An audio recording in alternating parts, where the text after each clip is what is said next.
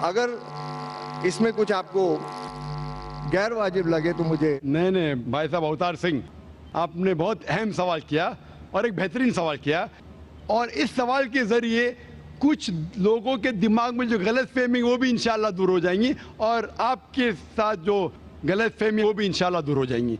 आपने बिल्कुल सही फरमाया कि हिंदू धर्म ने हिंदू ये समझते हैं कि जब पत्थर को पूछते हैं तो एनर्जी, आपने साइंस के बारे में कहा एनर्जी है आपके इसमें, एनर्जी मेरे इसमें, मैं एनर्जी के बारे में बिल्कुल मुझे कोई इख्तिलाफ नहीं है, एनर्जी है।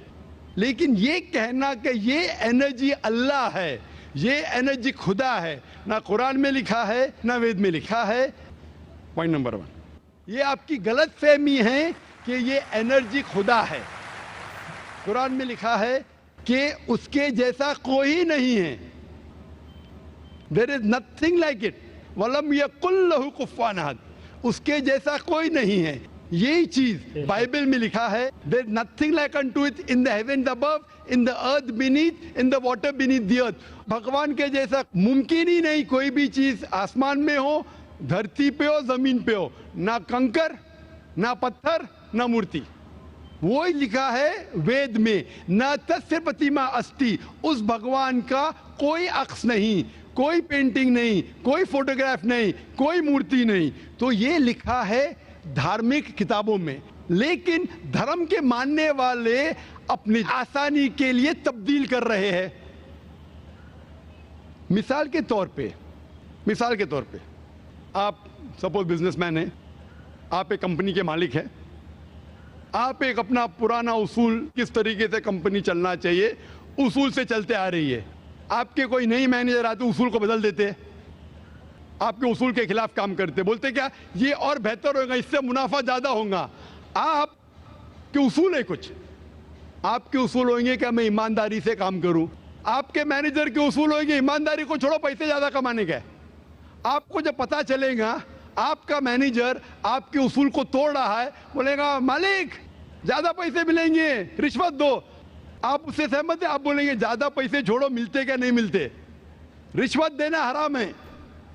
तो इस तरीके से अल्लाह ताला ने बुनियादी बातें कह चुकी है किस तरीके से उस ईश्वर की इबादत करना। अभी इंसान अपनी गलतफहमियों में अल्लाह ताला खुदा ईश्वर की बात छोड़ के खुद के तरीके से इबादत करने लगते हैं, और हम क्या कर रहे, उस अजीम खुदा को गाली देते हैं। हम कहते हैं कि खुदा ने बेटा जना, अस्तगफुरुल्लाह। हम खुदा को उस मूर्ति में ले आते, जब लिखा हुआ है श्वेताश्वेतर उपनिषद में, यजुर्वेद में, ना तस्य प्रतिमा अस्ति, उस ईश्वर की प्रतिमा नहीं है, हम मूर्ति बनाते हैं। मिसाल के तौर पे अगर मैं किसी को मदद करता हूं और अगर वो शख्स मुझे जानता नहीं जाकिर कैसा दिखता है, मिसाल के तौर पे श्रीलंका में मैं एक स्टूडेंट को मदद करता हूं, रोज 10,000 रुपये भेजता हूं, उसको पता नहीं जाकिर कैसा, क्या करता है वो कॉकरोच बनाता है, कॉकरोच, और रोज सुबह को बोलता है जाकिर शुक्रिया। जब मुझे पता चलेगा उसने मुझे कॉकरोच बनाया, क्या मुझे खुशी होगी? भले वो मुझे कुछ खाली दिल में कहता जाकिर शुक्रिया, काफी है, शुक्रिया नहीं भी कहता था चल जाता था, लेकिन मुझे कॉकरोच बनाया, इंसान से कॉकरोच बनाया। मुझे फर्क पड़े ना पड़े, वो तो बेवकूफ बन रहा है ना, कैसा बेवकूफ इंसान है। मुझे भले फर्क ना पड़ा, मैं दयालु, जान देना मुझे कॉकरोच में क्या फर्क पड़ा, मैं बोलूंगा क्या बेवकूफ इंसान है, क्या बेवकूफ इंसान है कि कॉकरोच के सामने झुक रहा है। तो इसी तरीके से खुदा ने हर मजहबी किताब में दिखाया हुआ है किस तरीके से उसकी इबादत करें, किस तरीके से उसकी बात माने। हम आते हैं और अपने तरीके से सोचने लगते हैं एनर्जी इज गॉड। कहां नहीं लिखा एनर्जी इज गॉड? आपने बिल्कुल आपके सवाल का जवाब खुद आपने दिया। आपने एक मिसाल दी कि हिंदू लोग कहते हैं नमस्ते। नमस्ते का लफ्ज किधर से आता है आपको शायद पता होगा। नमस्ते आता है इदम नममे से।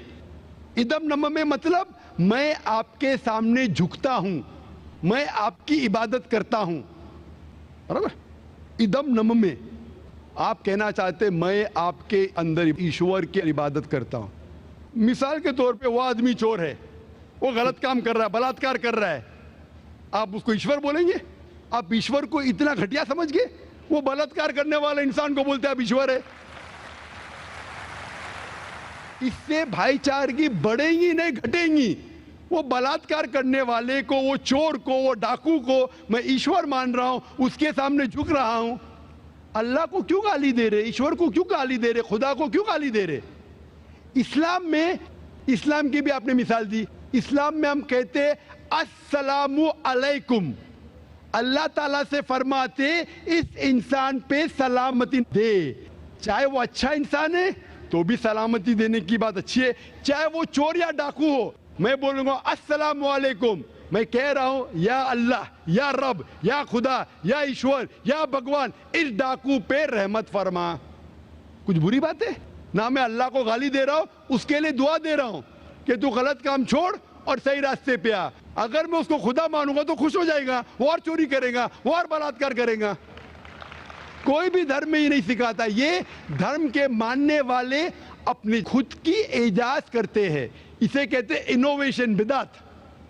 जिस तरीके से खुदा ने सिखाया है कि उसकी इबादत करे, उसी तरीके से हमें करना चाहिए। तब्दीली लाएंगे, हम समझ रहे हैं कि भाईचारा बढ़ेगा, भाईचारा नहीं बढ़ेगा, भाईचारा घटेगा। लेकिन अगर मैं आपसे कहूंगा अवतार सिंह अस्सलाम वालेकुम, मैं अल्लाह से दुआ करता हूं कि आप पे सलामती हो, आप पे अमन हो, आप मुझे बोलो, इससे भाईचारा ज्यादा बढ़ेगा या कहने से भाई मैं आपको ईश्वर मानता हूं और फिर आपकी बात नहीं मानूं मैं? फिर अगर आप मुझे बोलेंगे चलो भाई शराब पीने चलो, चलो भाई लड़की के साथ रात गुजारेंगे, तो मैं क्या बोलूंगा? अरे मेरे भगवान मुझे बुला रहा है। तो ये कहना अस्सलामु अलैकुम मतलब मैं अल्लाह से दुआ करता हूं कि ये इंसान के ऊपर सलामती हो। अच्छा इंसान पे भी सलामती कहना अच्छी बात है, बुरा इंसान पे भी सलामती कहना अच्छी बात है।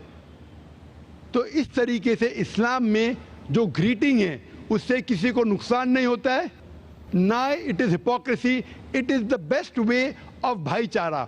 और कुरान में कहा गया है सूरह निसा में, सूरह नंबर 4 आयत नंबर 86 में 86, वह इज़ा हुई तुम, मतलब अगर कोई आपको सलाम देता है तो आप उससे अच्छा सलाम दो, कम से कम उस जैसा, क्योंकि अल्लाह ताला हिसाब रखता है। मतलब अगर आप अस्सलाम वालेकुम कहेंगे, मुझे कहना चाहिए वालेकुम अस्सलाम व रहमतुल्लाह।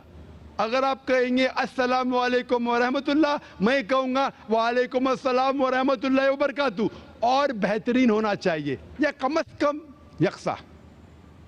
इस आप कहेंगे अस्सलाम वालेकुम, वालेकुम अस्सलाम, अल्फाज वही है लेकिन दिल से आ रहा है वालेकुम अस्सलाम, इसमें भी जज्बा ज्यादा है, ये भी बेहतरीन है। तो कुरान में लिखा है कोई भी आपको सलाम करता है उससे बेहतरीन सलाम दो, या उससे बेहतर ना कर सको, कोई कहा अस्सलाम वालेकुम व रहमतुल्लाहि व बरकातहू, कम से कम उतना दो, वालेकुम अस्सलाम व रहमतुल्लाहि व बरकातहू। ये तालीमात है कुरान में, इससे भाईचारा बढ़ता है। तो गलत तरीके से इबादत करना जो वेद के खिलाफ है, कुरान के खिलाफ है, बाइबल के खिलाफ है, ग्रंथ के खिलाफ है, वो करने से भाईचारा नहीं बढ़ेगा बल्कि घटेगा।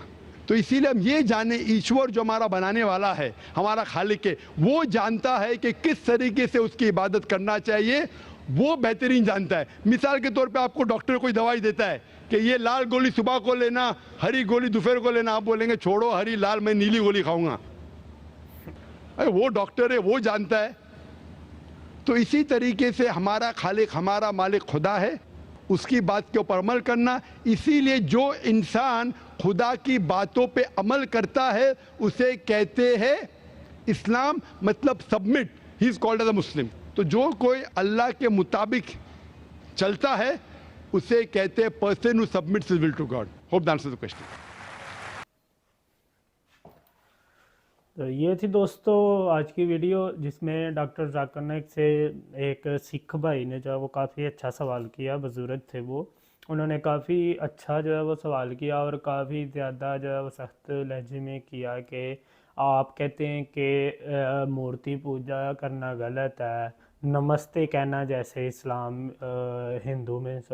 हिंदुओं में जो नमस्ते करते हैं वो कहना गलत है। तो उन्होंने कहा अगर वो कोई हिंदू एक दूसरे को नमस्ते करता है तो वो नमस्ते वो इंसान को नहीं कर रहा होता, वो कर रहा होता है उसके अंदर जो भगवान है उसको, उसके अंदर, क्योंकि हर इंसान के अंदर अल्लाह ताला का नूर है।